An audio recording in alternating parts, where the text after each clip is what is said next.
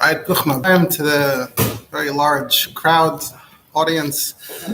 So when we don't, when it doesn't work out to give a share on Sunday, so I try to always be mashlim throughout sometime later in the week. And often it ends up being the last minute, the deadline. So here we are yet again. Of course, we've only gotten closer and closer to Pesach. So, of course, we're going to continue focusing on Pesach-related subjects. And this time I want to talk about mashke on Pesach.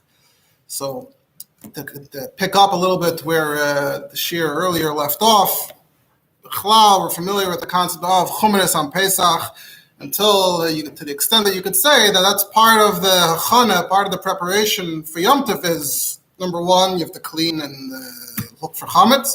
Number two, you have to make your plans for the studim, for the meals. And then number three, you have to sit for at least a few hours and talk about your chumanis, my chumanis, and which chumrah makes more sense, which chumrah makes less sense, and who and why. And especially once you get married, then you have to sit and compare notes, what my family does, what your family does, which is better.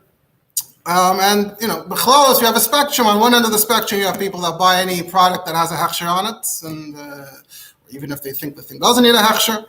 And then you have those that, are erase, they blacklist products, further you go along until the opposite extreme is probably, fasting the whole Pesach maybe.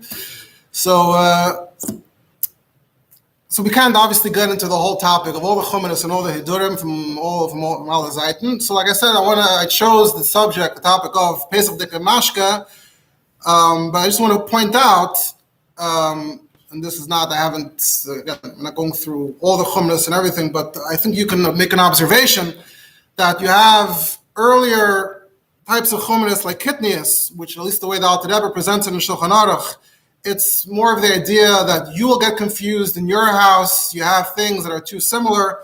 The flour gets confusing.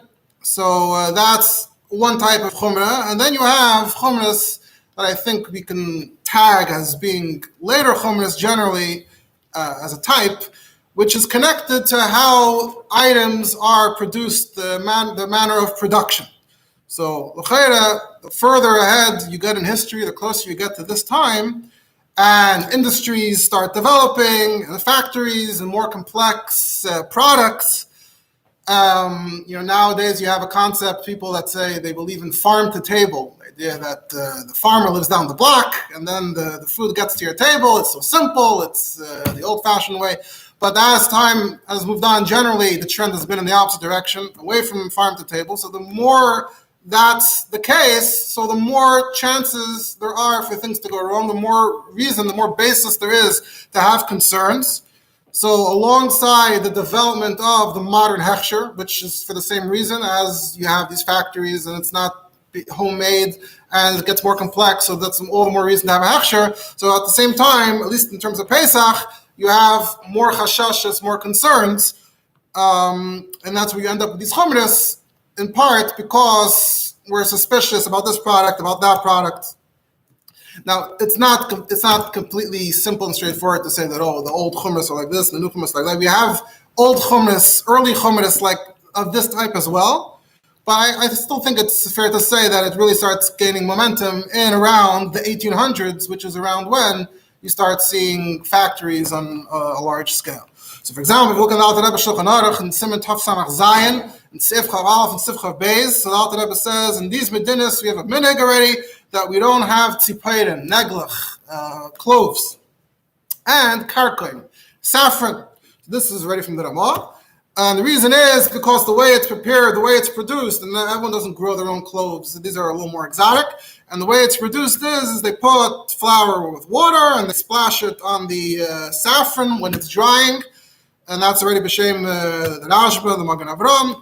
And the tzipayr and the cloves, they soak it in barley water before they dry it. That's the Ramah b'shem Mari Bruna. So you see that these are the types of things where they really have this type of concern. And the Alter Rebbe adds, even if it grows in your own garden and you're being very careful, we still say it's an issue because of minus iron. Why?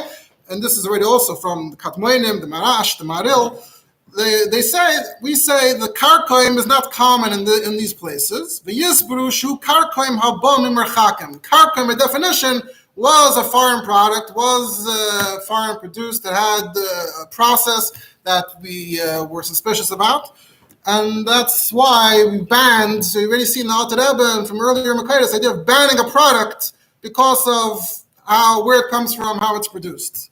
And Alter Rebbe even adds from those same Makaitis that even kalim that are painted with saffron was used, it has a bright orange color, I believe, and it was used as a dye, it was used as a color.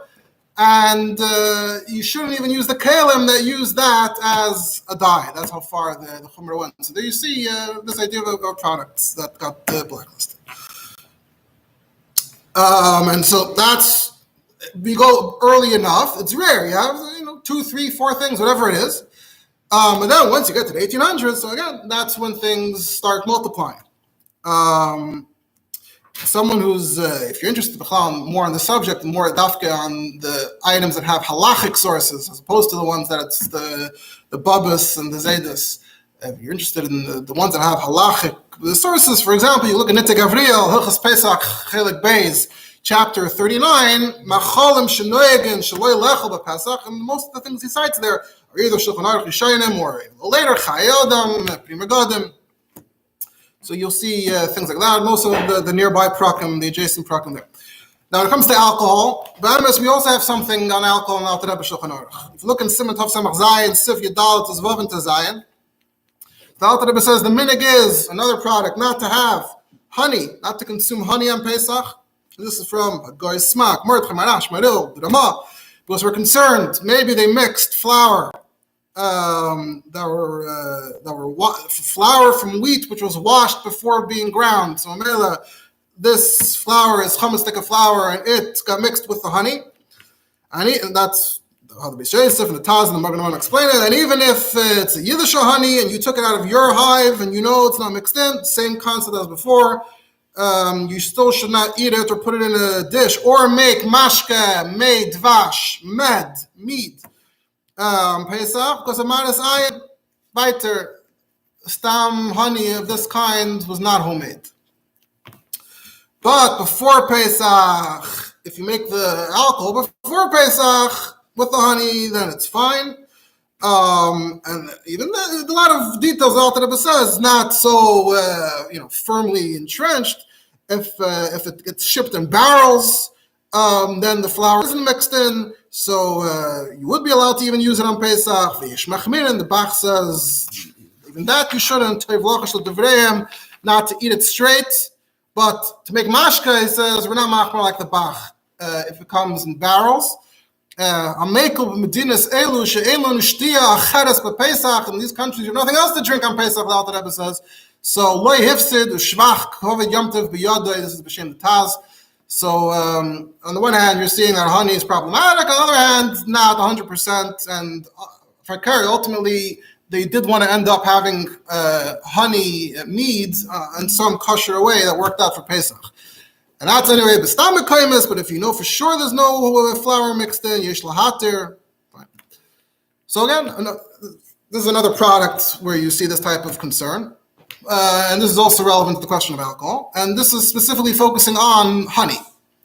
But there's no mention here of, and obviously grain-based alcohol is something to talk about, b'chlal. It's grain. So that's, but now we get to other types of alcohol. So for example, everyone knows vodka, at least the stereotype is that vodka comes from potatoes. I don't think that's actually the case anymore today. I don't know if it was to begin with either, but around the 1800s, you start hearing about, around approximately late 1700s, early 1800s, it seems like that's around when you start hearing about vodka made from potatoes. It's also possible to make vodka from sugar beets, which also seems to be something you might see that they were doing. So so this is more of a modern product by definition. And when it comes to a modern product, so then you start seeing the modern chumras. And the ground zero here is the letter of Rabbi Akiva Eiger. I don't know if you've heard of it. It is fairly famous. We've already, in other shirim, we already encountered other letters of Rabbi Akiva Eiger about the language of davening. This past year, a lot of people have spoken about Rabbi Akiva Eiger's letter, B'negei the Magefa. So there's a genre, besides the Shuvas and the Chidushim and the Hagayos of Rabbi Akiva Eiger, there's also Igris u'Michtavei Rabbi Akiva Eiger. So there's a letter from Rabbi Akiva Eiger on this subject from the year Tov Kuf Tzadik Vav, 1836. He passed away not that long afterwards. Dafka, the text of this letter is not doesn't seem to be all that famous and widely reproduced, although it is, I think, generally known. People know this. It's Rabbi Akiva Eiger on Mashka. Dafka in Chabad, it seems, of all places, Rabbi Akiva Eiger's letter perhaps gets an extra special emphasis. Greatly in thanks, it seems, to the Tzemach Tzedek, as we shall see. And even at a point when it wasn't actually common, the text of the Rabbi Akiva Eiger's letter wasn't actually that widespread, we find there's actually a Chabad manuscript in the library.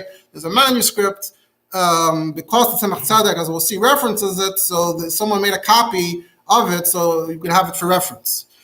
As I was going through this and preparing this, I did, however, find some earlier places in which it's printed. Because you look in the Chabad Sfarim, and they all metzayin to like a journal from the 1920s. That's the first place that it was printed. I was trying to figure out, it had to be printed somewhere before. I found, so first of all, I found that not too long afterwards, he had a great-grandson, Rabbi Akiva Eiger, whose name was Avraham Moshe Bleichrode.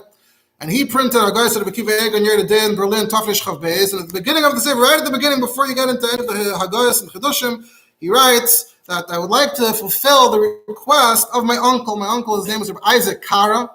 From Moshe's mother was a granddaughter of Rabbi Akiva Eiger, and his mother's sister was married to Rabbi Isaac Kara.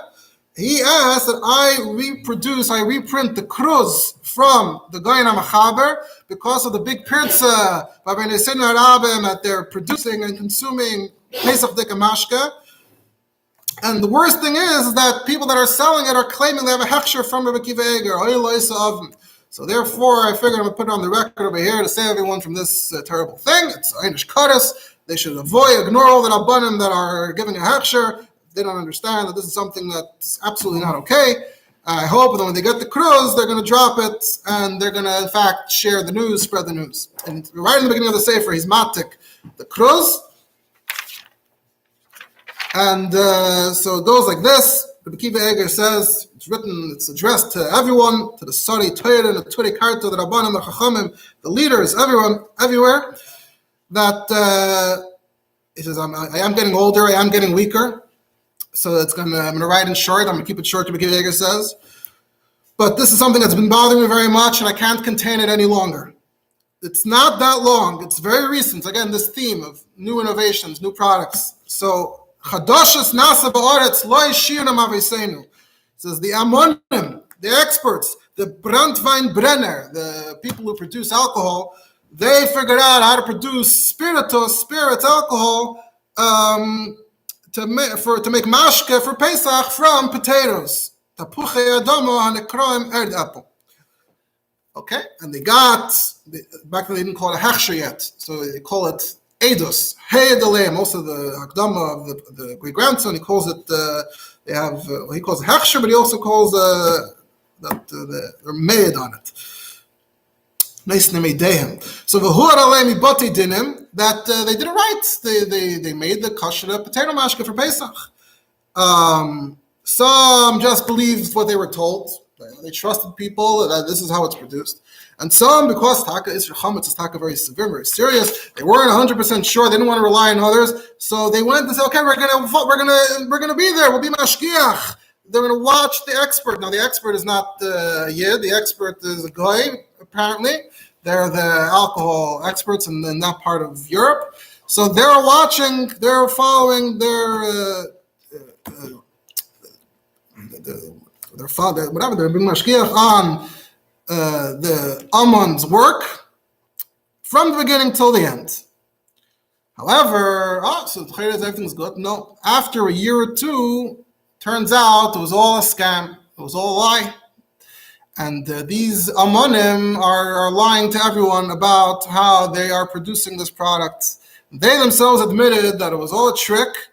and they've been hiding something, a davar hamachmitz. In order to do the fermentation, they actually do need grain. They do need the grain to become chametz, and they figured out a way to get around the mashgichim, and they could watch from beginning to end, and you still wouldn't have a clue that there's actually chametz secretly there. Because what did they do? They put the chametz into the well and into the source of water where they got the water for the spirits. So the water looks like water, the potatoes look like potatoes, but secretly in the source of the water, they put chametz.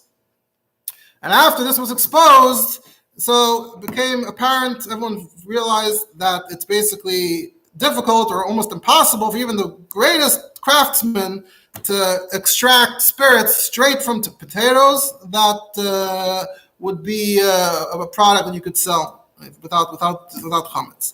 Akiva Eiger says, even if you'll find one or two that claim that they alone, they do know the secret, they have the trade secret of how to do it, without Torevus chametz. So even if we, at this point, we've been burned before, and maybe we shouldn't believe them anyway, but even if we do believe them, it's a miyuta that's not shchiach. And he says, anyway, and this is particularly famous, not the quote, but the idea, he says, even if we say that it's taka belishon Torevus chametz, I still think it's inappropriate. There's something wrong, there's something inappropriate about drinking it in the days of Pesach. Mitam hakamus imodi v'tzafon b'kirbi. The famous tam hakamus of Rabbi Akiva Eiger. Now is not the time to reveal it, but every time I think about it, it makes me very upset. So therefore, I'm letting everyone know, the lesser be'isser gomer, to drink on Pesach, yayin saraf ha'asim ispiritos ha'yetzi v'tebuchi adama, and this person who drinks it is the same as someone who helps distribute it. It's all the same. It's like chametz, dog, and gomer, even though it has a ksav hechsher, that it's without Torevus chametz. And I'm gazing at anyone who listens to me to stay away from this. And I call out to anyone who learned in my yeshiva, because Akiva Eiger had yeshiva, and people had gone through that back then. The big rabbanim had yeshivas. So whoever passed through my yeshiva, even if they grew up and they're gedolim and greater than me, but I as your former Rosh Hashiva, I want to command you that you have to mefaris in this isser wherever you are, so that no one should be nichshol. And I'm asking that all the other gedolim also sign on and express their agreement to get rid of this mechshela and takala and to lesser isser that you know how to drink it. And he signs Posen, which is where he was a rav for the last decades of his life. Kislev, Chav Kislev, Tovkov Tzadik Vav, Akiva, B'may Haram Gins, Zatzal, Me Eisenstadt, which is how he signs his letters, not with the name Eiger. And right afterwards, there is a kruz from Varshay, which is one of the ways of saying Varsha. You see that spelling in older sources. So after Kislev Teva Shvat, 2 months later, in Tovkov Tzadik Vav, there's a letter in Varsha that there's a new Yash Pesach, Tepuchi Adama, Kartoffel, and it's spreading around. And then we hear that the same point, the same argument, that the Umnim, they're lying, it's all a trick, it's all a trap, there's chametz mixed in. And every year that passes, we find out more about what's going on there. Even if the Seichrim are honest, but they can't outsmart the Umnim. And Rabbi Akiva Eiger already has been this Eider, and he made a big deal about it, as you can see in his kruz, which is printed. So we're letting you know that from now on, it's usher to make mashke from potatoes, and it's usher to drink it and to keep it in your house. You could treat it mamish like chametz gomer without no hechsher helps. And if there's anything left over from last year, never mind what they made this year, Chalila to sell it, signed by Shlomo Zalman of Pozno, who's now in Varsha, Tzvi Hirsch Krakadayim, David Apta Matz. So we'll get to that. I was not able to find much more in terms of historical background that could shed more light, more details. I mean, it'd be interesting to find maybe secular sources that talk about the history and development of spirits. I did not manage in the time that I had to track down additional information to explain what's going on here. Obviously, it's been long accepted and established, the Gabi the Metzias, that it is possible to extract spirits from potatoes. But that's what Rabbi Akiva Eiger said, and the Rabbanim of Varsha at the time signed on as well. the signatory in Varsha, Shlomo Zalman, who calls himself Shlomo Zalman Pozna, so that's Shlomo Zalman Lifshitz. He lived from the 1760s, and he passed away also 3 years later in Tov Tzedek Tes, Yud Aleph Nisan actually, Tov Tzedek Tes. He's known as the Chemda Shlomo. He was the first Rav of Varsha. His caver is still there. There's an oil in the base Olman of Varsha. And he's about the same age as Rabbi Akiva Eiger, also 1760s to the 1830s, and they both passed away 2-3 years later after these letters. While I was preparing this, after I found that, I actually found an even earlier source for these letters, that on Hebrew books, there's a Haggadah Shel Pesach that was printed in Varsha. It's a Haggadah Shel Pesach with a Pirush Lashon Ashkenaz, Ba'isius Mirubois, Imna Kudus, state of the art. And in the Rebbe's library, in the entry for this Haggadah, they write Varsha Tovkuf Tzadik Vav question mark, because there's no date actually on the title page. It's printed, the Matbis's name is Dovid Shklover, and in the Rebbe's library, in the entry, they note that it has these kruzim, so Taka, if you open it up, so there's Taka no date, but if you search who's Reb Dovid Shklover, you'll find that the things Reb Dovid Shklover printed in Varsha are all from the late 1830s, early 1840s, so it's got to be around then. Dafka, if I'm searching what he printed, Dafka seemed like he printed a lot of more if-geklärt things. I'm not going to get into that. But the Iker is that if you look at, so also you open the Haggadah, the first page, after you open the Haggadah, it says, L'chaymer re'isr shel chametz v'pesach samachnu inyan lezel lichtav zikaron b'sefer as horas ha'go'enim. And it says, Me'eis kvoid merein v'rabbeinu harav ha'goyen ha'gadol teferes Yisrael rav poi kehilas, you know this kehila, but tzidaf ha'rabbanim me'er heras the poi. So he's writing about the Rav of Varsha b'loshen hoive. And then afterwards it says, V'zois ha'tokum ha'kruz me'eis harav ha'goyen me'efes ha'dor me'ein Rabbi Akiva Eiger neder yor b'birkas ha'chayim. So it has to be, if it's not Tzadik Vav, it has to be Tzadik Zayin. So this is actually managed to track down, even though they're not mitzayin it, but there is this source for it where it's printed mamish in Haggadah. You open the Haggadah, the first thing there is the latest Isser, the latest Psak, from Varsha from Rabbi Akiva Eiger about this issue. We're going to move on now to the Tzemach Tzedek, who dealt with this issue in the following year, Tavkuf Tzedek Zayin, and the year after that, Tzedek Ches. So the material on this, originally, part of it was printed in the original Tzemach Tzedek. Part of it was printed later in the Miluim, the Tzemach Tzedek. Part of it was printed in the Divrei Nehemiah. Part of it was printed by Bar Levin and Yagdal Torah that came out in the Lameds and the Mems. Then part of it he printed in Igros Kodesh, the Tzemach Tzedek, that he printed individually about 10 years ago. But now we have the new edition of the Shazat Shil Tzemach Tzedek Eir Chaim. I don't know if you've seen it, if you're familiar. But they do a very nice job of collecting all the information from all the different sources and putting it more or less in one place. It's still divided. There's like this tshuva, and then there's hashlomas to the tshuva, and then there's nispachim at the end. But b'chlalos, you can find it all in the same volume. Now, the focus of this discussion is actually more about questions of hag'olah, which is actually which are the halachas that we're mamish learning here and now. But it also touches on Rabbi Akiva Eiger. And we'll get back to the question of how widespread and what the attitude towards it is.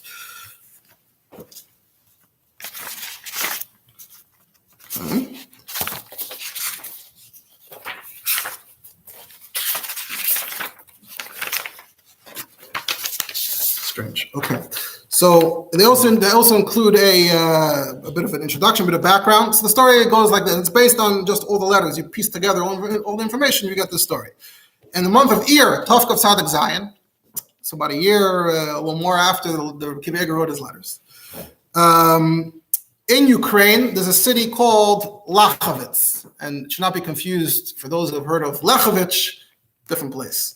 So Lachovitz is in the Poltava region in Ukraine, Lachovitz, and they built a factory there. They built a factory for producing alcohol.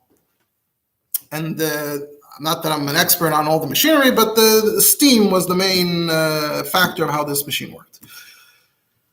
After Shavuos, there was a Nogid, a wealthier man, a guy who made deals. His name was Reb Chaim Dunayevsky of Lachovitz, and he made a deal and a contract with the Paritz, still the old-fashioned way of doing business. The Paritz, the Odin, as it's written in the Tshuvas, the Odin owns, most or all of the property, including the factories.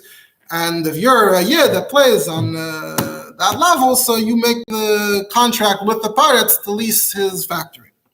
So he made a deal with the Paretz that he can make Pesach Dekamashka using the Paretz's machinery, which were advanced and sophisticated for Russia at the time.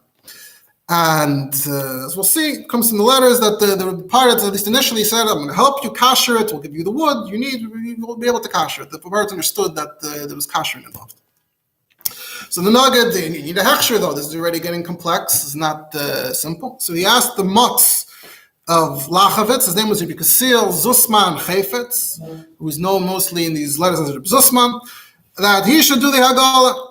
Rabbi Zusman didn't do it just himself. He also got a nearby mutz on board. The mutz's name was Avram Yitzchak Zlabinsky of Mir Harad Yoshan. Mir Harad is like 30 miles from Lachavitz. Also in the Poltava region, the city in that area that you might have heard of is Hadich. So that's that corner of the world. So Avram Yitzchak got involved, and initially Avram Yitzchak was going to work with him. But at some point, Avram Yitzchak saw how it's done, and he said, I disagree, this whole thing is not legitimate.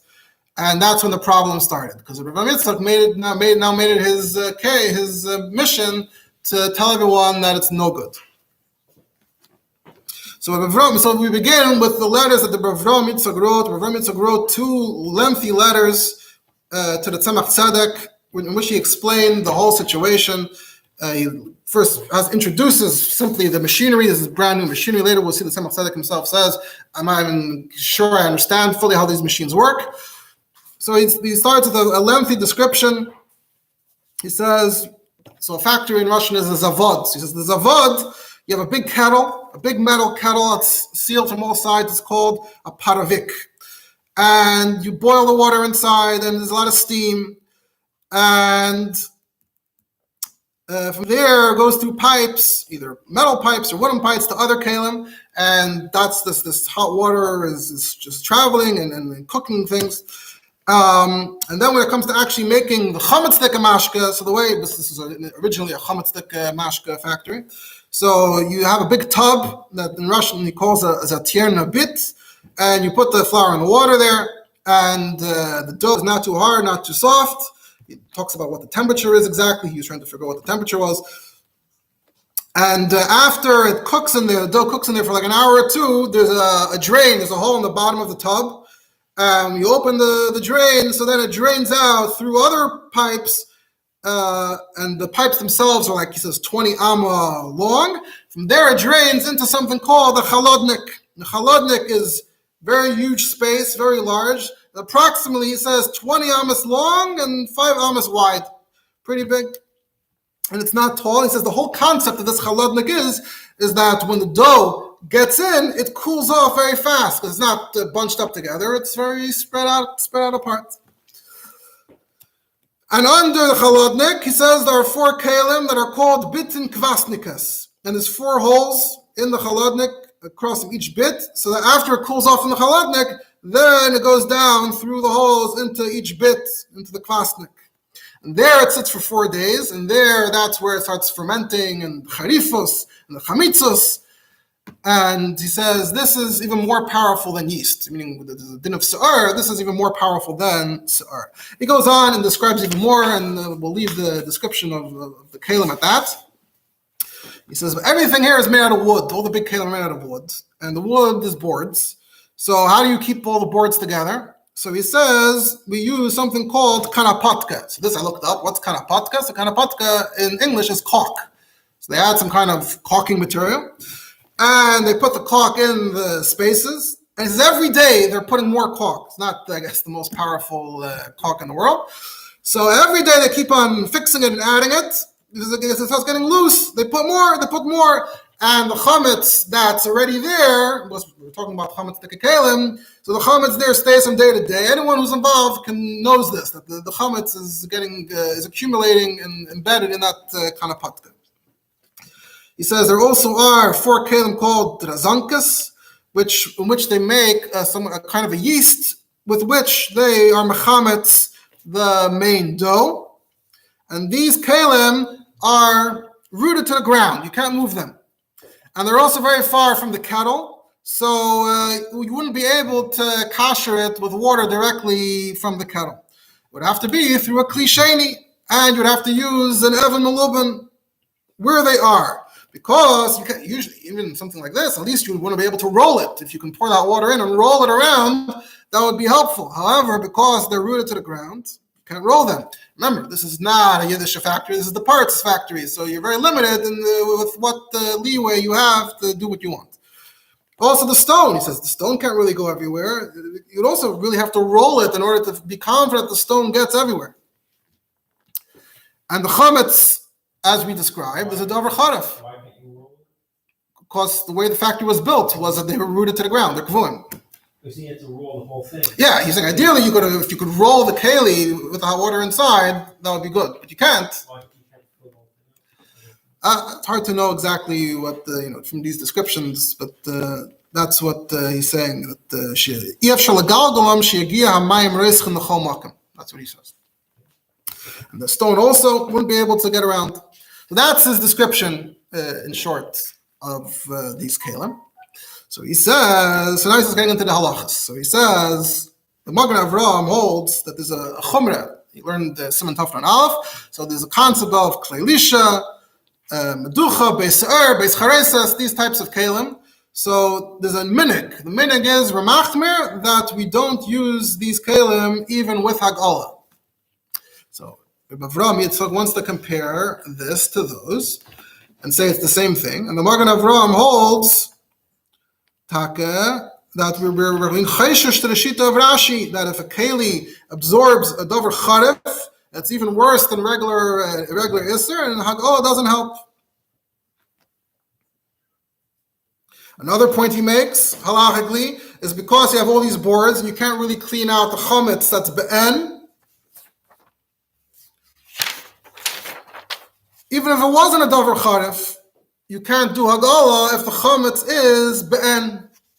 Because in this case, you look at the kvasnikas and the droznikas, the chametz is a davar charef, so it's like a beis sa'er. You can use it to be mechametz other dough. And he says this charifus is not stam charifus. This charifus is otzum v'tam v'reach. You wouldn't even be able to stand there and inhale it. That's how powerful it is. It will completely overpower you and overwhelm you. And it's very sticky. It's sticky enough that the dough is getting stuck everywhere. So you have both of these problems. It's a davar charif. And we have this whole din of beis sa'er and the minig that we don't do hagala, and also pashut begashmis. It's everywhere. It's be'en. So we have two reasons here. Who says we're talking about before Pesach? Maybe this is all talking about on Pesach itself. So he says, no. Don't say that. Ad kan likora Taz. The Taz says that koydem Pesach you could do hagala for the meducha. And it wouldn't be a problem of being meshana from the minig. The Taz says that because he holds that you're before Pesach you can mevatel chametz b'shishim even be a dayim. But according to the Magen Avraham, he says the davar pashat that there's no chiluk between before Pesach and on Pesach. You're ready makabel to follow Rashi that hagala doesn't work, so hagala doesn't work ever. Why should it's a din in hagala, not a din in Pesach per se? The din in hagala and a davar charif, so it shouldn't matter. And the way to explain it halachically is that we're mashar in the entire keli, because we don't know exactly how much the davar charif went into the keli. And merely if you mashar feed the cheshire of the entire keli. And the Pesach are masber in a few places that there's no shishim in the keli keneged kol keli. If you're being mechashav kol keli, you don't have shishim. And that's on the davar charif side. And on the other tam that you can't clean. So weiter you see there's in halacha and Siman Taf Beis is a concept of sakim. Sometimes you can, for chametz be'en, you're able to wash it off. But we say there's certain things, sakim, you can't wash it off. So, this is the same category. It needs a lot more of an intense kind of process, which is we can't do here. So, mamela, you can't get rid of the chametz be'en.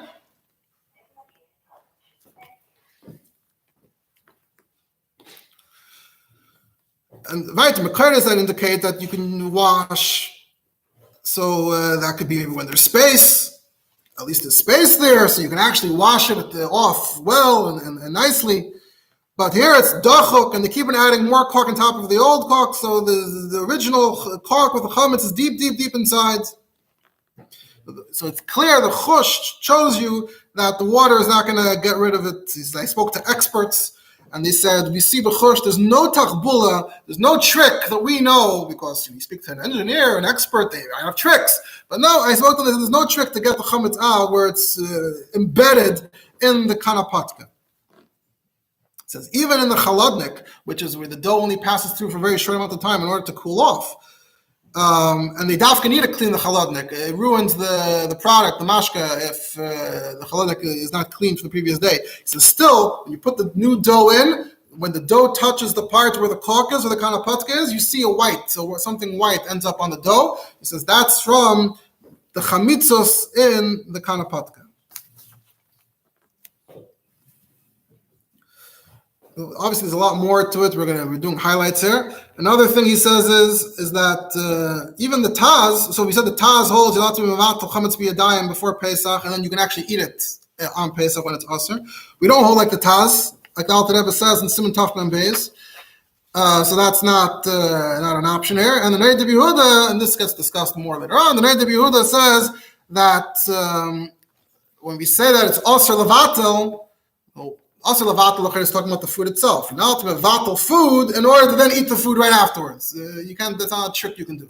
The Buddha says not only to be mevatel the food in order to eat the food, but even to use a keli. To mevatel nisr lechatchila, in order to use the keli, it's also considered that your kavanah is to mevatel it, and it's no good.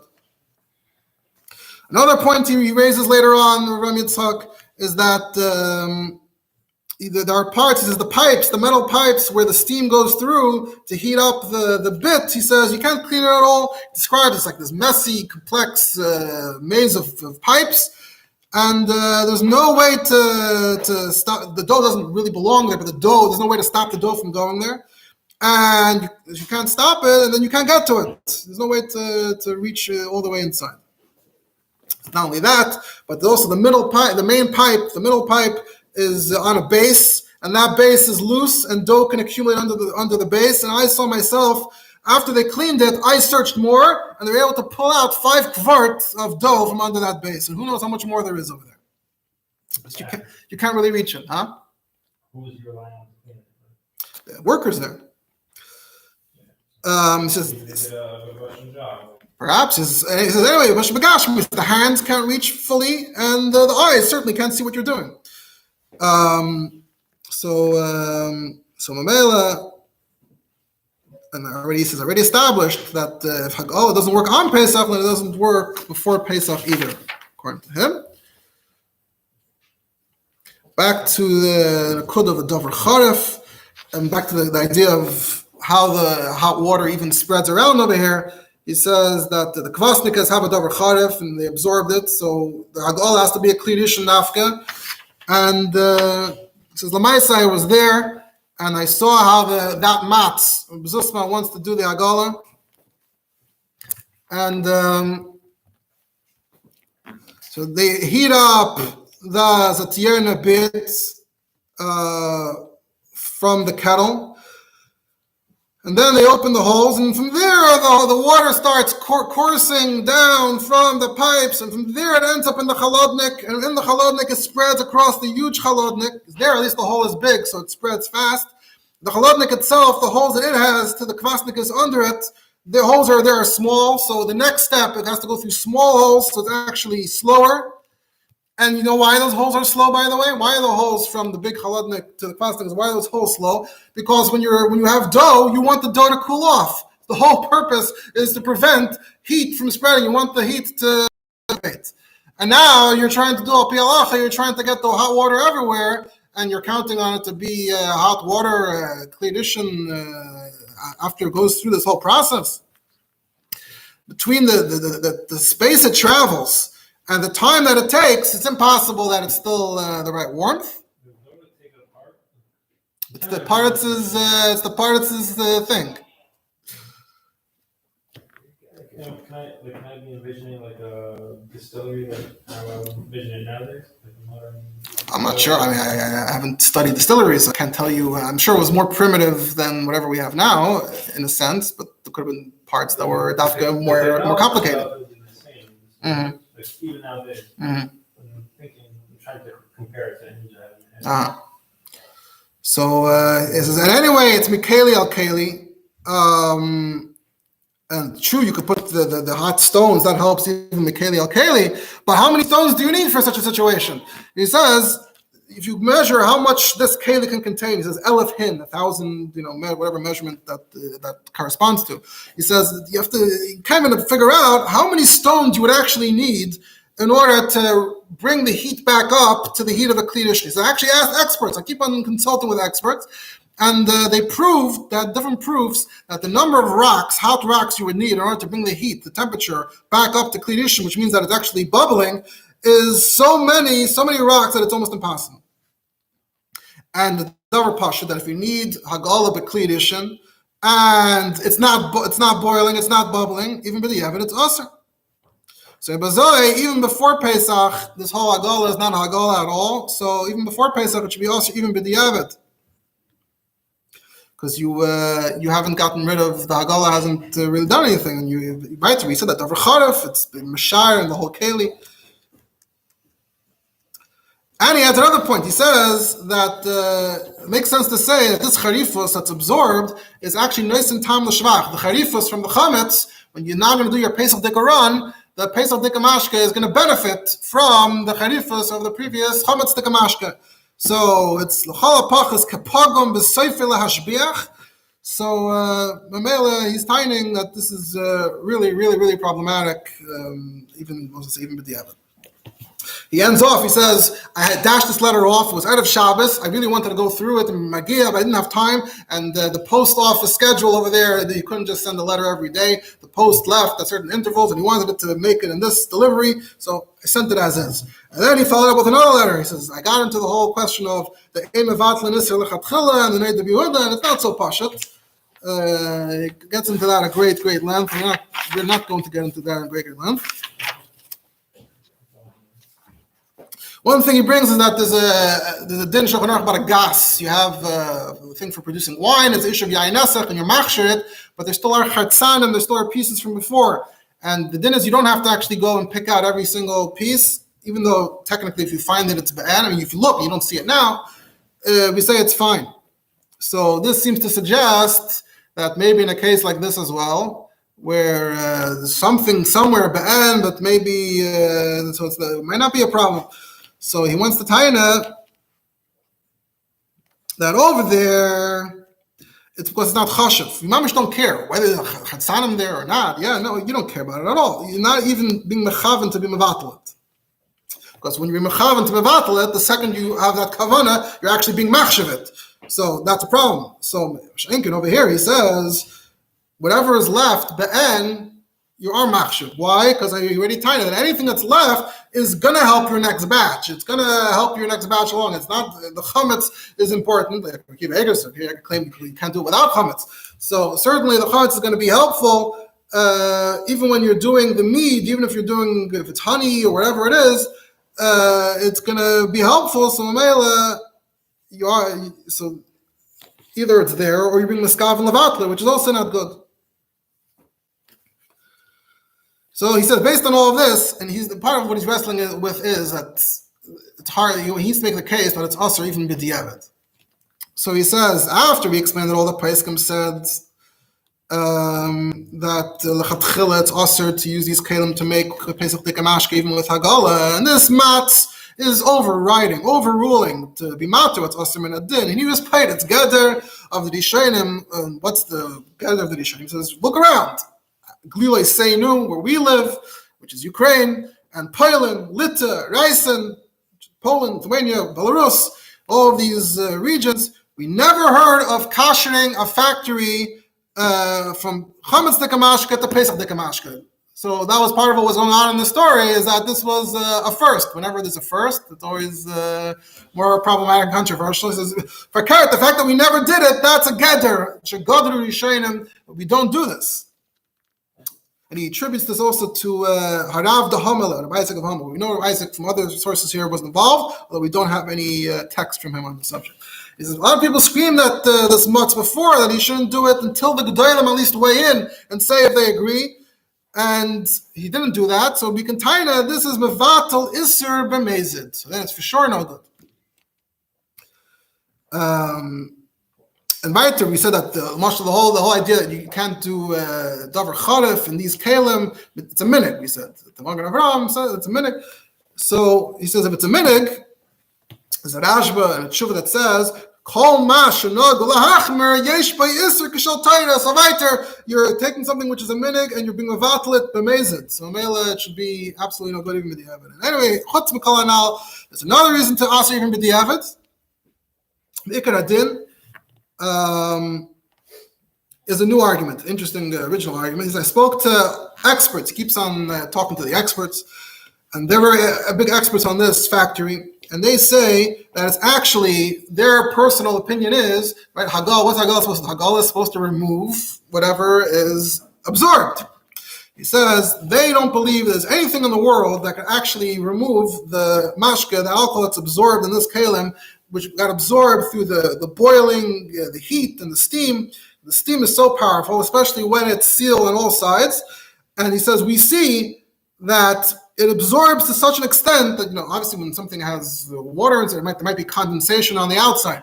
But here, we see that the mashka gets so absorbed that it starts coming out on the other side while the thing is boiling. You can see the mashka mamish penetrating and coming out on the other side.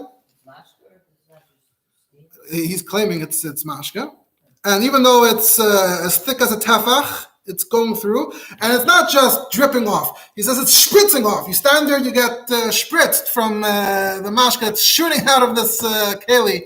That's how powerful the heat and the steam is. So such a blia, such a pleat that it's coming out like that. So can Hagala really remove something like that? You say a lot of these experts are saying that they think, we explained to them, Hagal, and only, they're experts in their kind of way. And he said, no matter what Hagal you would do, they think they can still extract alcohol from the keli afterwards through their tricks that they know. He says, do we care about that? If halacha says Hagal works for kliates, and Pesachim don't talk about this. He says, no, I have a raya that there is such a concept. It brings the Gemara in Pesachim, and the way the Tosfos explains the Gemara in Pesachim, that it was asking about a certain keli, should we, because of the unique blia of this keli, should we treat it like clay matches and Hagala works, or should we treat it like clay cheres and Hagala doesn't work? So you see from here, he says that there is sometimes you use your own judgment. If you see that the blia is unusual, that you might say this is in a kli cheres category, because kli cheres, by definition, according to Torah, absorbs and you can never fully get it out. So Ish Laimar, that there is such a mitzvah that if you see that it's acting similar to kli cheres, we say it has the same din. That was his argument. That's the second letter. Then a while later, we don't have dates and all of these things, but we know it's all within the summer of Tafkuf Tzadik Zayin and the beginning of Tafkuf Tzadik Ches. This letter is addressed at the beginning. It says clearly, Admor Chak Shmoy Menachem Mendel. He says, I can't hold myself in, I have to tell you. He says, Rum Kavoid Teirosai U Kedushas Admor. Gets the double. So this is background quickly was that there was this factory in Lachovitz in Ukraine. The local Rav was Reb Zusman. He was Mater Yizum Hagala. He also got this Rav Yitzchak Zlabinsky of Mirharad Yoshan involved. Rav Yitzchak said it's no good. He wrote the letters that we just were talking about, and now he's following up. He's making it his personal crusade to fight this. So he says, I have to tell you, that the latest updates. I already sent you the question in the last post, delivery. And whatever I wrote to you, I also spoke about to them. He says, and I spoke to Reb Chaim, and when I spoke to him, it seemed like I made a big reishim, and he was talking going to hold off with making any more until we get a response from the Tzemach Tzedek. Tzemach Tzedek is a gadol. That's, the big questions go to him. And part of my kavanah was, he says, I don't trust this matz. I think this matz has a mezimah. He's going to do it lechatchila, counting on the fact that others are going to be matter, but the he goes ahead and does it, and then they did it already. But the Yavid now. Says, now I heard, so I thought that's why I tried to tell this Reb Chaim to hold off till the Tzemach Tzedek. But then something happened. What happened? He says, Hamatz Reb Chaim Rafal ben Harav Reb Aaron Halevi Mistraselia. So Reb Aaron Halevi of Strashela is involved somehow. His son is Reb Chaim Rafal. If you look it up, actually, it says that Reb Chaim Rafal was actually a shtickle mamal makim to Reb Aaron, which maybe is why he was traveling through Lachovich. Maybe it was a shtickle Rebbe type trip. Which was more common then. When he traveled through Lachovich, the Nogid, Reb Chaim, and the Matz and Zusman flagged him down. Upisu Oisev in his bias, and maybe what the implication of being a bias is, I don't know, money perhaps, that he should put his name. He's also a Mandomar, he's the Stasheller. So the Stasheller, Reb Chaim Rafal, gave him a hechsher on his avods.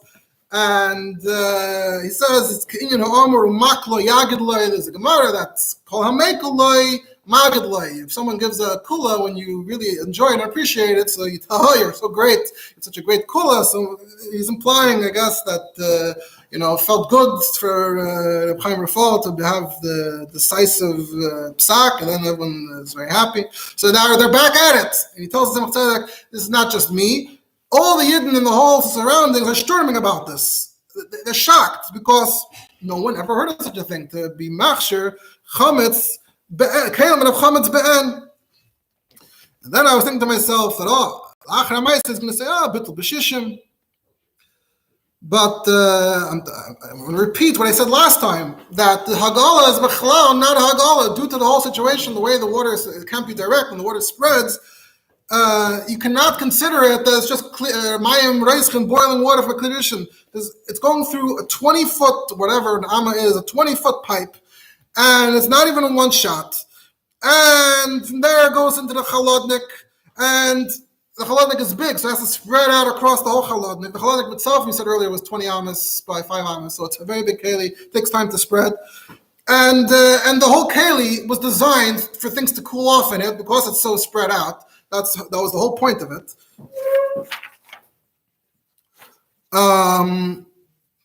There's no height; it's just long and flat. Literally, that's ukashmoi keinu. I didn't look up. Maybe those who know Russian, it could be the word itself. Mamish implies chaladnik implies cooling off. It sounds like, and from the chaladnik, then it goes into small holes, which we said also in the last letter. The whole small holes were designed also for it to take long, so it cools off. So again, this is not just the Hagala is not Hagala. And since back then, in my previous letter, I said I wasn't sure about the Avonim Melubanim, like how many Avonim Melubanim would you need to put to spread to keep the water at a boiling level. I didn't want to be Moitzi Diba if I thought I made my case anyway, but now I feel it's an obligation. When I see that things are just continuing, I have to let the Kvek Tushase to know what I saw. I came to the Zavad when they insisted, and I saw that they were doing Hagala one of these kalim, and Avanim. So they put 3 small racks inside the big chalodnik, 20 amas by 5 amas. There's 3 racks inside. He says, "What is this, a joke?" And I spoke to the Matz. And what can I do? He's a kal. He starts, he's not holding back. He's a kal b'daitoi koich de'teira denichale rachman al-itzlan. And there are many more kulas. I can't even describe all the kulas. But he says, just think about this factory. He says the kalim themselves. He says kol keli k'may bias nechshav. Especially if you look at what the houses were like back then in Ukraine. A keli that's 20 amas by 5 amas, you can probably move the whole family in there, in that keli. It's like a bias. And it has holes and has cracks and hidden parts. And the tircha is unbelievable. And here he mentions, don't forget, we're dealing with a paratz over here. He says the Adin and his Hashaitrov, they're standing, they're not letting you be mechatet and menaker because they're kalim. You're using their kalim. When I was there, that the Odin had an outburst, not much like the stereotype from the stories. The Odin, originally, he claimed that the Odin said that he gave him or quoted it earlier, the Odin had given him I think later, just my right, the Odin had given the kalim, and the wood, and the goyim to do the kashering. But when I was there, he had an outburst. And the achar of shaitra, you're dealing with the paritz, you're dealing with the paritz enforcer, and they're screaming at them. They're doing the hechsher. So even if they could have done things right, because of the tircha, because of the meida, so they're hurrying and they're being made in every possible way.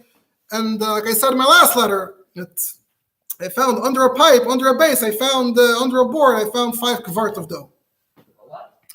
He says, I found 5 kvart of dough under a certain base that moves around, that they supposedly cleaned under. I found 5 kvart of dough under it afterwards.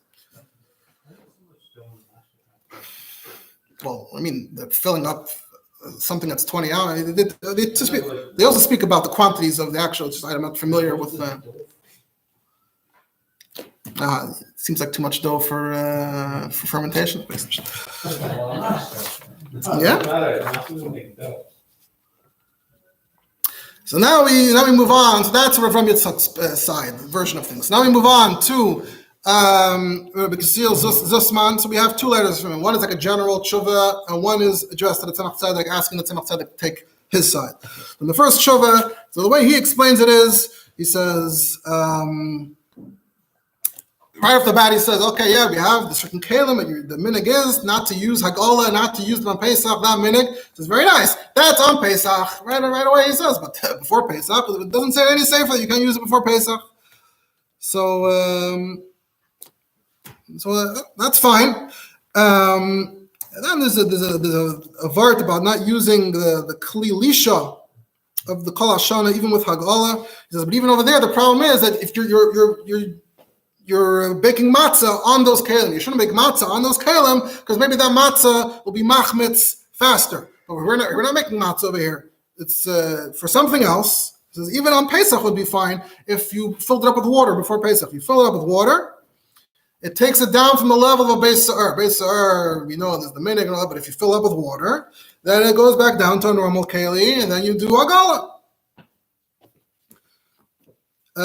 So therefore, what did I do? He says, first I did shif. I scraped and scrubbed all the kelim. Then I filled them with water. So even according to this minig, beis sa'ar, not a problem. We can make a dollar now. And we don't use them for that long. Anyway, it's just a small period. It's just this whole, I guess, all the dough and all that stuff is all, or I guess, or the equivalent you're doing, like the kosher, the Pesach Dika one, whatever process you do in these kelim is for a short amount of time, and then as soon as it starts fermenting, we take all the mashka out, and we put them in new Pesach Dika kelim. Then we can bring the new Pesach Dika kelim once the fermentation process has started. And even if you say there's some parts of the chametz that we can't clean out, it's miuta, it's bought before Pesach. Maybe it's going to cause some chamitzos. No. I also put a lot of plaster, putting a lot of sid. This plaster ruins the chamitzos. And what if the chametz is be'en? No, it's the sid, the plaster ruins it, and it's nifsal me'achilas kalef. And he claims that everyone who's seen this knows that there's inkan afilu mashu, docha and shifshuf and everything under the sicha. He says, even if you say it's awesome to mevatel chametz for Pesach, that's dafka if you're going to mevatel it in order to eat it. But he claims, try to claim that the chametz is helping. He says, here, you don't care about it. Your kavan is not to be mevatel it. So mainly, you're not being mevatel is l'chatchila. And we're finished by Pesach. We have Mekaydas that say that you're allowed to be mevatel before Pesach. They're not, Chak Yaakov, a bunch of Pesachim. He says, Benegaya the cock, he mentions the kanapatka. He says, anyway, whatever it is batal miyuta. But anyway, also with all the things that I'm doing, the soaking and the washing, it should be good for the kanapatka as well. And then he describes the process of how he did the Hagolah and getting into every prep. But he says he did multiple times. He poured hot water into individual things, not just through the top and going through everything. He also poured hot water in other places. In some places, it was the steam that he was kashering through the steam. In some places, then he realized maybe the steam isn't so good, so he tried to get the water everywhere. So he tied it that he did a great job.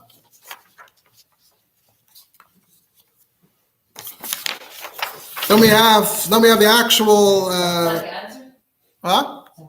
Yeah, we're getting there. Then we have another letter to the Tzemach Tzedek directly. Basi lishma ezu no malas kavod harama. And here's where he writes the story. That last year, this is where we know the story from. Last year, we built the Zavad with the steam, and he describes it in his words how it works. And he says, right when they built it, they made a run of chametz dekamashka. And then after Shavuos, Chaim Dunayevsky, first he actually bought the patika. So I didn't look up exactly what patika is, but they write here on the bottom that it's like a byproduct of sugar. So I'm imagining that it has something to do with, we hear about beet sugar-based vodka. I'm guessing it's something like that. That was probably beet sugar or something like that. So first, he did lots of the deals with the products. First, he actually bought the actual product from which they were producing the mashka.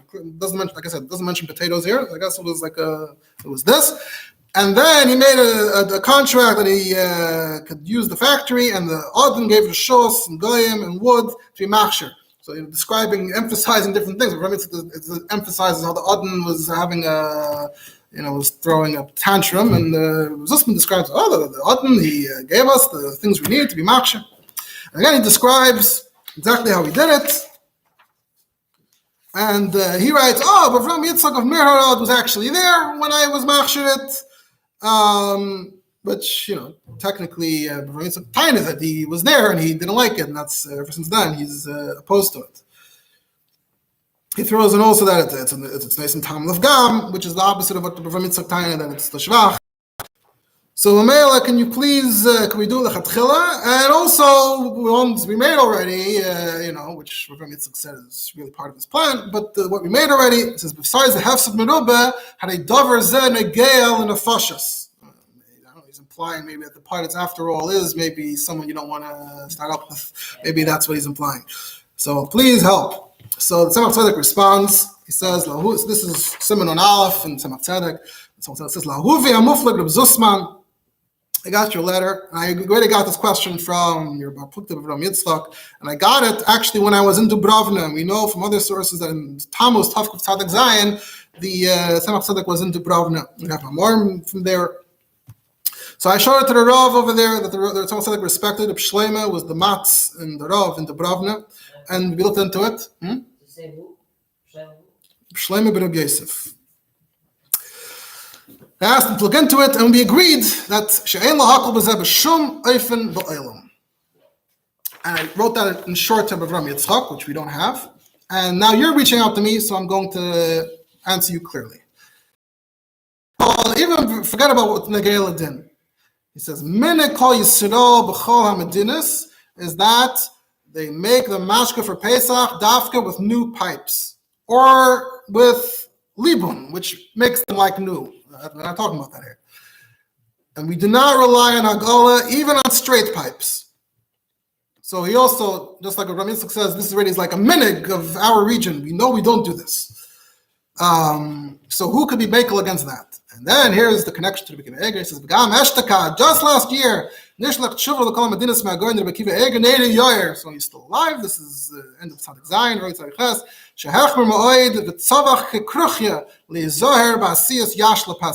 So technically here, it's two different things. Technically, Rabbi Akiva Eiger was saying that he doesn't believe potato mashka is real.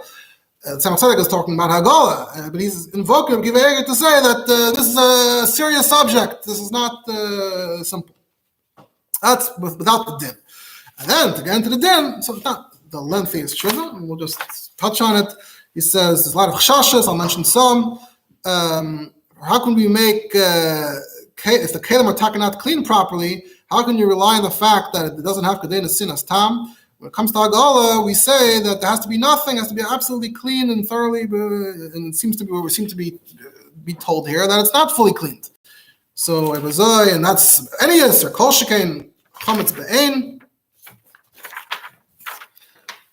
And Tzemach Tzedek invokes an interesting shitta. There's a shitta of the Go'onim that hold that tam chametz shenes batel b'shishim kedem ha'Pesach chayzer v'neir b'Pesach. Fran is our shitta. Talk from Rav Natru Noi Goin. It's called the shitta of Go'onim, and they tell you that talk a bottle before Pesach, but then on Pesach it's chayzer v'neir. The Alter Rebbe here in the footnotes they note that the Alter Rebbe brings this in Tafim Zayin, the Das Go'onim. And this is something where different Achreinim say different things, Lamaisa, as to whether we're chayshish for that or not, but the Tzemach Tzedek invokes that. Also, Tzemach Tzedek says it could be like, oh, it doesn't work at all because there's a levush in Siman Tov Alf that says that the barrels that absorb mashka are even worse than a beis se'er. So even the Taz, who says that Hagala does work in a beis se'er, but when it comes to the barrels of mashka, you would have to do it more thoroughly with water and ashes, etc. So Mamela could be, he says here, and this is a case, not just the Magen Avraham, but even the Taz would be made that normal Hagala wouldn't work here. All right. We have another, then that's the end of Siman Aleph. Then they have Hashlama, which is another nusach of the same Shuvah, more or less says the same things, in other words.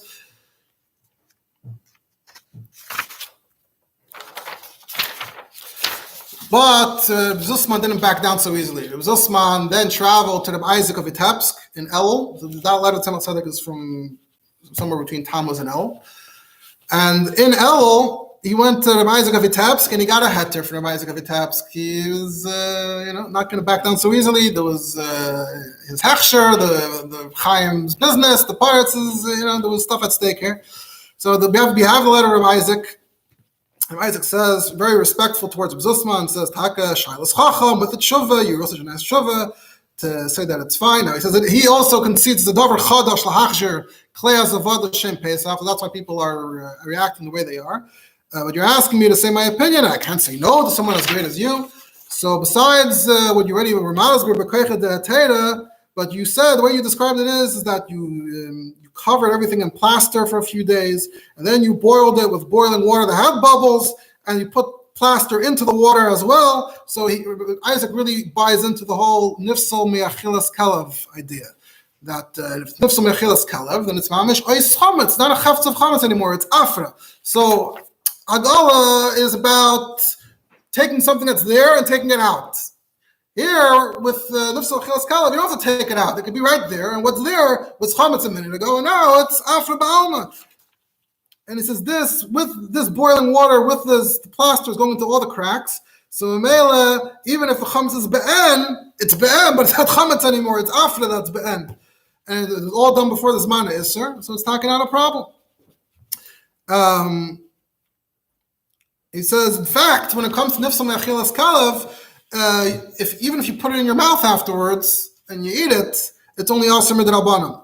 So for sure, through taroives, after nifsal me'achilas kalev, even if it was not shishim, just a regular roiv, it should be fine. The Chak Yaakov says, even on Pesach, it's not considered you being machshiv the achila, because you're not trying to eat the part that was nifsal me'achilas kalev. That was batal. You're eating the part that you like. The concept? I'm not sure, but you're saying the fact that we said it was that it's bachila afterwards b'drabanan. Yeah, that's what he said. The Taz says that it's bachila eine be'en is also b'drabanan. So b'meila mimaitza dvarim nilmad. Isaac says that even if you want to go with the whole thing that it's a base chareis, the Hagala didn't work. The Hagala didn't work, but the chametz is not chametz anymore. It's afra. Side what's be'en and kol shekain what's absorbed. So why is that pshat that Hagala didn't work?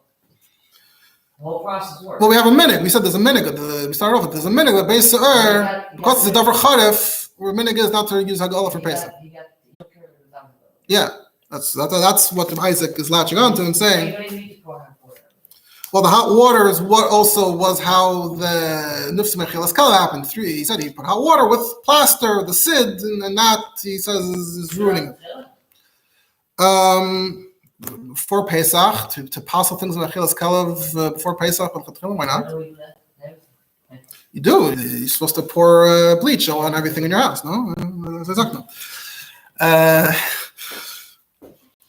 So that works for be'en. So for sure it works for what's absorbed, and it's done before Pesach, before the zman isser. But it's not like we said there's no isser. It's not chametz anymore, and that's only the Nafchet the Milsa. But I trust Reb Zusman b'chlal that surely his cleaning was so thorough there probably isn't any chametz b'chlal there. The whole thing is not. There's no chametz be'en b'chlal. But again, the Hagala also his whatever he said about Hagala is also true. And Siyuma the Milsa, It's Enel of Shum Chashash, Man Yahavdalam, the Shasina, and I'd be happy to drink it myself, Rabbi Isaac said. But only on this person's hechsher. But now this becomes a new minig in all the factories, that every factory starts doing it themselves, because Roiv Bali Malacha in factories are not B'nai Torah. That's not the clientele, the workers that are attracted to this job are not B'nai Torah. So only this Rav is he figured out how to do it. He signs Chai Elul, Tavkov Tzadik Zayim, Yod Nisim, Yod Chai Elul. The next thing we have, so we're almost finished there, just a few odds and ends. We have a letter from the Tzemach Tzedek now to Reb Chaim Dunayevsky himself, to the Nugget, to the Gvir, to the Balabas. He says, I got your letter. Apparently Reb Chaim reached out to see if he can maybe handle directly with the Tzemach Tzedek. So the Tzemach Tzedek says, you're asking me about this mashke again? I'm very surprised. We already did this question last summer. And I said that Linnias Daiti, we can't be matir b'shem. And your Rav, your Matz, Reb Zusha traveled here during the summer. And I told him my opinion. And before he left on Chol Hamoed Sukkos, I told him, there's no heter, and I showed him the reasons. And he said, I told Reb Zusha, don't bother anymore. Don't bother, and don't spend Reb Chaim's money on this anymore to get a heter, because I'm not being matir. Why are you reaching out to me again? He must have not told you that I told him not to bother. And again, ein mal chadash. I didn't come up with you're asking, did I come up with a heter since then? No, I didn't. And Rabbi Isaac of Vitebsk, for chazer mehetere harishin koydem Rosh Hashanah ha'avar. So between Chayil and Rosh Hashanah, he says Rabbi Isaac already backed down. So you Chalila, and he wrote already Chalila, you can't use his psak. He was mevatel his psak. Is there any other record of that? Is there any other record of him going back? We don't have that. Someone says for Kosav, we don't have that he wrote. No. And Zusha knew this already. He says Zusha left Lubavitch and Chol Hamoed Sukkos. So, and Isaac was mevatel his psak before Rosh Hashanah. So, meaning he was by the Tzemach Tzedek in the summer. He left, went to Rabbi Isaac. He got a no from the Tzemach Tzedek. Went to Rabbi Isaac, got a heter. Came back to the Tzemach Tzedek. Said, "Hi, I got a heter from Rabbi Isaac." And then by then, so however it happened, Rabbi Isaac himself backed down. And before he left Lubavitch, he already knew that. Now he says, according to your letter, you have Ezer Rabbanim Hamatirim. Who are the Rabbanim Hamatirim? So we still have Reb Chaim Rafal, the Strashel Jr. And in the Ksav Yad, they have a Ksav Hechsher, Me'arav, Reb Chaim Rafal, Barav, Reb Ana Levi Mishtar Shela. And on its signed are Reb Baruch, Reb Nosson Shneir, Reb Menachem Mendel, who's the Sheicher of Lachovich, Reb Avram, and then Reb Shimon, who's the Shatz of Lachovich. It sounds like they're the Shatz, the Shub of Lachovich signed on, the Shatz of Lachovich signed on. It almost sounds a bit like a Heter Meir Rabbanim. So you tell me, Rabbanim Hamatirim, I'm not one of those. Reb Chaim, let me tell you, I'm not one of them. Mitzad Hadin HaGomer. I hold it's mamash. And Movad Shudas Hadin, again, he invokes Puk Chazi, Kama Echmiru Go'en V'chachmi Ader, the Goyen HaGodol, Rabbi Akiva Eiger, Zal. And here it's the first Shuvah was with Birkas HaChaim, and the second Shuvah, because Rabbi Akiva Eiger passed away, Yud Gimel Tishrei, Tavkov Tzadik Ches. And this is already after Tishrei. So in the interim, as is happening, Rabbi Akiva Eiger had passed away. So look at Rabbi Akiva Eiger Zal, Ubeis Dinoi, Ushorei Rabbanim HaGedolim. So he's referencing the letter from Varsha, Shlomo Zalman of Varsha. Mishum Chaymer Isur Chametz Pesach Godru Gader Beinyan Hayash Pesach Afil B'Makom She'enei Ela Mishum Chashash Gzer Ba'alma. Here, something that clearly acknowledges that they made a Gader B'Chlal, that they banned it B'Chlal. The Kol Shekem B'Din Didan. We're talking about Hagala problems, and he gives them a shtickle Rebbe Shabracha at the end that Yisha Brach Mishamayim B'Malachas Reinai Hashem will give you a bracha B'Kif the Kiflayim. Things should work out, but not this way. But there's still pressure, there's still stuff going on. So we have two letters that the Tzemach Tzedek then wrote to Nechemia of Dubrovna. He says, I said no. And he traveled from here to Vitebsk. This Motz of Lachovich, this like we said, he traveled, went to Vitebsk, got a heter, came back with a heter. And I saw that the Isaac is going with this mahalach that it's all nifsal me'achilas kalav. And Tzemach Tzedek says, you know what? I'm a little stuck on that. It's hard for me to get into it. And also, someone says, I understand mahus hazavod vakhel. I don't really fully understand how this factory works. It seems to have been an advanced piece of machinery by Russian standards. So Adrab, he says, if you can get, basically Tzemach Tzedek is like strategizing here almost, with Nehemiah. If we can get Rabbi Isaac of Hamel, if you find out that Rabbi Isaac of Hamel is against it, maybe we can get him to put out a clear tshuva that explains exactly what's wrong with it. If you can get into detail. If you say you can get other Rabbanim, please get them involved. But don't use my name for everything to say, I want this psak. It has to be a little more organic than that. But you can write my opinion to whoever needs to hear my opinion. And there's another letter that another person got involved. It sounds like I got a cousin of Aaron of Krem and Shog. Aaron of Krem and Shog was the son of Freda. Tzemach Tzedek was the daughter of Dveda Leah, and her sister was Freda, the other of his daughters. So he had a cousin of Aaron of Krem and Shog, which is also in Ukraine. And the problem is, Aaron of Krem and Shog also wants to be matir. And this is I don't understand, Tzemach Tzedek says, because the four kalim, which are a base or gomer, they only had an iroi klidishin. And what kind of iroi? An iroi that's going 20 amas here. That sounds like invokes this time. That it's traveling and traveling and traveling.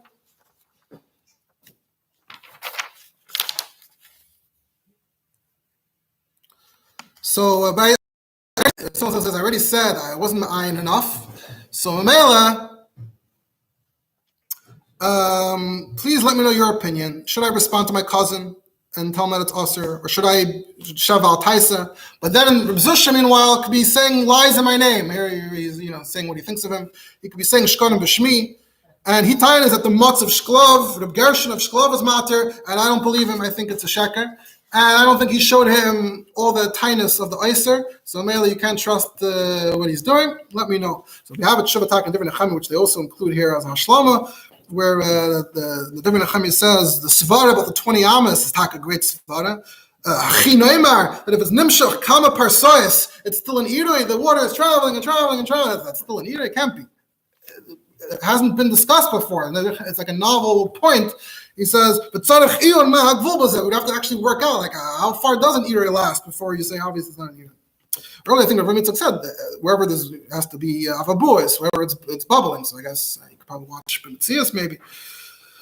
So anyway, also here you have multiple kalim, so it's even worse. And anyway, Idui Gomor, even if the Idui was fine, it's a base sa'er. Back to that. And then anyway, the water wasn't bubbling. Says we could tell from even what Reb Zusman himself says. So it wasn't bubbling. It's but he starts quoting what Reb Zusman wrote somewhere. We don't have those things he's quoting from Zusman. So there's another thing he wrote that we don't have. And he concludes, Kol Shel Davar, I would be machmir, just like you, the Shas Sheikhya said. It's the problems of the Hagala, especially if Hagala doesn't work in Beis Se'er. But have some Meruba Tzarech Ian Rav. And actually, I would maybe be makel because of Bittul B'Shishim before Pesach, because he did Hagala multiple times, so at least it weakened the Belua. So maybe now there's at least Shishim connected what's Belua now. But I still don't understand, and he said, I don't understand that the Tzemach Tzedek said that the Sid shouldn't work because it's nice and mean the idea that it's nice and Tam of Gam, the Tzemach Tzedek didn't accept that. He said, I don't understand why the Tzemach Tzedek didn't accept that. It should work, but I myself have not looked into it sufficiently. Maybe he throws it back to the Tzemach Tzedek. Maybe you, if you've worked this in and out, maybe you let me know. And why didn't you accept Rabbi Isaac? Because Vitap's Taka said, even though you said he chazer by, Taka, what was wrong with that svara? They never worked out what was wrong with the idea that it's b'chal nifsam echilas kalev and all that. So another point he makes is that if there even was a crumb that was left be'ein, which would be more of a problem, but they do actually filter the mashka afterwards. So there is no chametz be'ein in the mashka himself. And that's where the shakla b'tarya and halacha is left off. The final thing we have is from the Tzemach Tzedek taka to his cousin. Tzemach Tzedek wasn't sure how to talk to his cousin about it. The last thing we have is he writes to his cousin, and he says, here's a copy of my tshuva that I already wrote, and I hope that you will also be mechazik to not sell it already for Pesach, and you should warn the whole Medina Smala Russia, which is Ukraine, Krem and Shug, they shouldn't make any more yash for Pesach unless it's in Kalim Chadashim. And not through Hagala, because you can't be magil b'shum oifen as a Avoda factory. Plus, you have the Chumra of Rashi. That first of all, Mitzias, you can't be magil, and then you have the Chumra of Rashi that Hagala doesn't work for Beis Se'er, even the Kliyachad, the short Kelim Rabim. Also, there is the Shuv Mavatal Isra over here, and that was the Tzemach Tzedek's final word on the subject. Now, Rabbi Akiva Eiger, how does Rabbi Akiva Eiger factor into here? So on the one hand, it sounds like it's invoking Rabbi Akiva Eiger, and the second time you made it clear that Rabbi Eiger was graded again there. On the other hand, you see in this last letter that Tzemach Tzedek fears ice that we have to continue doing the way we used to, that there has to be Naya Kalim. Also, just Bechalos, you see from here, like I introduced this, is that with modern industry, so that's when, and the more complex, also you have these complex factories, and Tzemach Tzedek himself is it's complex, I don't fully understand how this works. Just the Chalal gives you, besides the Akiva Eiger, who had that specific issue with the potatoes that he claimed didn't work, but even once you get beyond that, you see from the whole halachic here the idea of the factories and the problems and that, and which factory today, who knows, I'm saying even how this translates into factories today, which factory today has entirely new kalim for Pesach? I don't know if that's a thing b'chal. So, Mamela, you're getting into questions like this. So that alone would be the basis to say, so as I introduced this, that this idea of the chumras of products that as industry develops, as things become more sophisticated, the machinery, the products, the ingredients.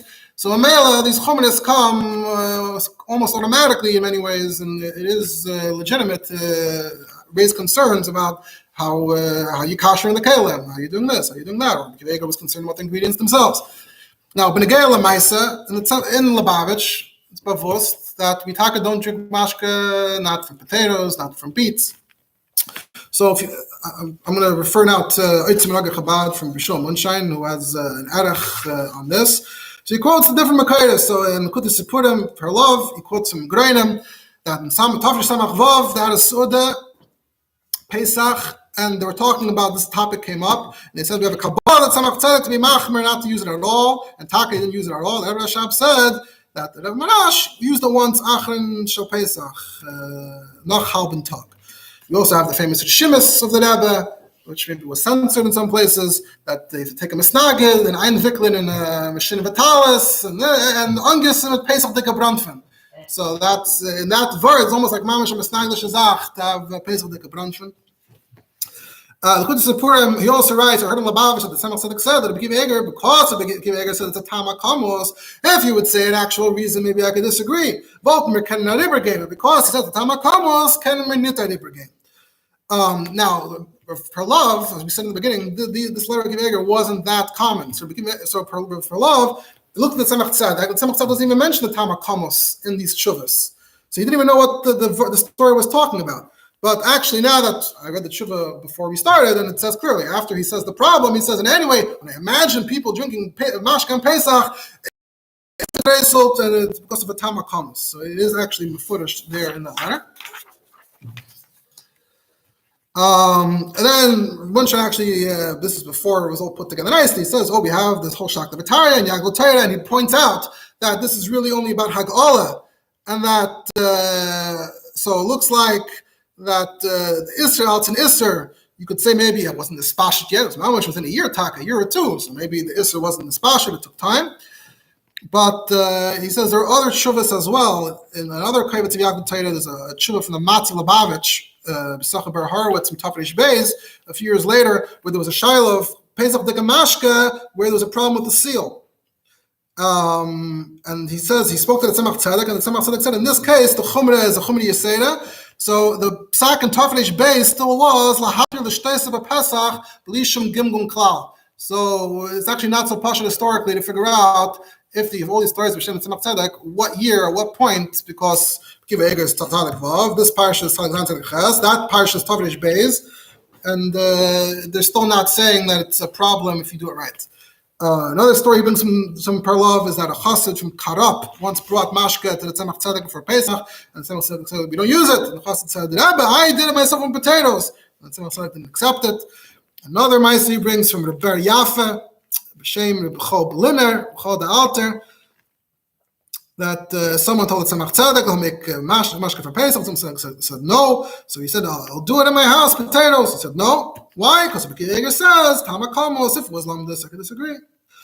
And Shmuas V'Sipurim Chelik Gimel, which I think is not as much as feed the rankings of Sipurei Chassidus. I think Chelik Gimel is not as much as Chelik Aleph. It says all the way B'Shem Magnum is rich. That Magnum is rich, didn't drink mashka on Pesach. They once asked him, they offered him at a Mesibah, and he said no. And he said, says Shaitan, the matzah is Mechle Das Vasa. We all know that when you're taking medication, you don't drink alcohol.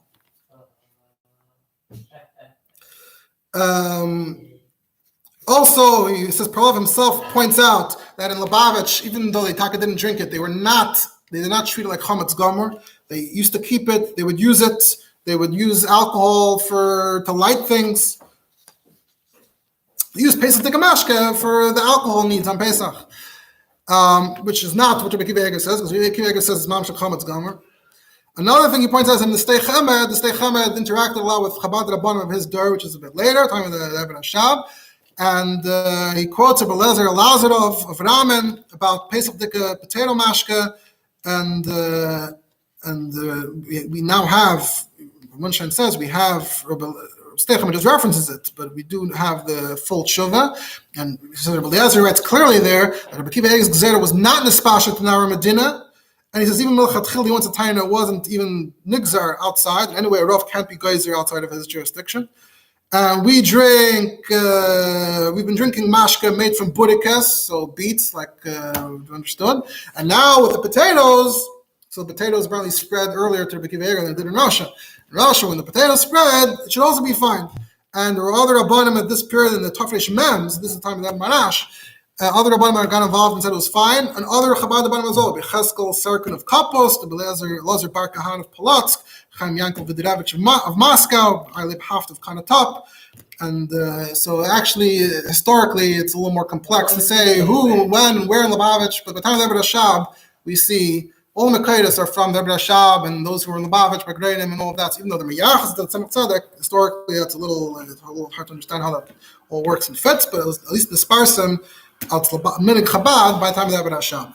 Then it gets into the other Chassidish Kreisen, and there are different things. The Chassidish, they drink schnapps, they drink slivovitz, which is plum. So you find, I saw the Babav, they found that the first Babav of Shleima was the Einik of Divrei Chaim. They found that in Tafresh Mem something, they printed in the Machzikei Adas, a hechsher that the Shleima wrote, and he was still in Vishnitza.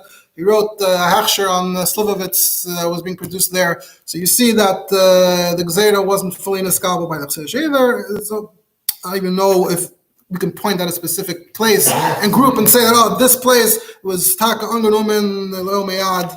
So it's... Was nothing specific on potato, but any kind of alcohol?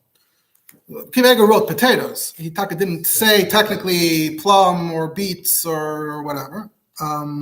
It seems at some point the dominant Pesach Dekamashka was potatoes, and all the stories of the Tzemach Tzedek, he's saying, I'll make it out of potatoes. Potatoes are probably an everyday ingredient. Maybe sugar beets were something you have to buy from the potters. Plums are not around in Russia, so it depends. So that's pretty much it.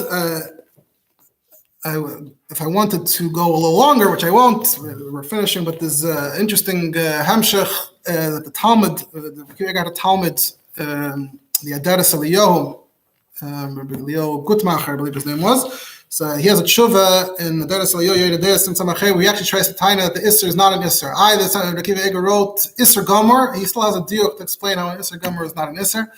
And he wanted to tell you that it's fine. And Shlomo Eiger, Rabbi Akiva Eiger's son, in his Shas Shlomo Eiger, Nemzachan for his father, and he gives a little more historical background there. He says, I know there was a Maisa of Pliny that year had Pesach Dekamashka, and it was a big loss for him, and Af became, Rabbi Akiva Eiger said, no, it's for real, it's serious.